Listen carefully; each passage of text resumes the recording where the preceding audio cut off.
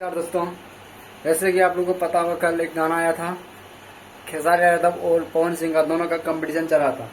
तो उस गाने का मामले में हुआ क्या, पहले शुरू में खेसारी यादव गाना आगे था, ये बाबा बना दी अम्बानी, ये वाला सॉन्ग जो अन्नपूर्णा फिल्म से रिलीज हुआ था। और दूसरा सॉन्ग था पवन सिंह का भोले बाबा के सेवा मानी, ये वाला, वो किसका गाना पीछे था।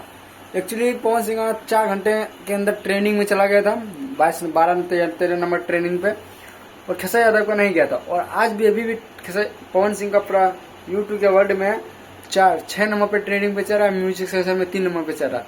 और जहां तहाँ पवन सिंह का व्यू 3 मिलियन जा चुका है और खेसारी यादव का 1.7 मिलियन ही व्यू जा चुका है। क्योंकि इसमें भी सबसे आगे सॉन्ग पहले था खेसारी यादव आगे कल, आज अभी आगे है पवन सिंह, क्योंकि उसका एक्चुअली 3 मिलियन व्यू पार कर चुका है। तो आप लोग नहीं भी सुना है तो आप लोग जाइए देखिए वे म्यूजिक पे, नहीं तो ट्रेनिंग में जाइए, ट्रेनिंग म्यूजिक में, वहां पर आपको दिख जाएगा पवन सिंह का भोले बाबा के समय मानी ये सॉन्ग।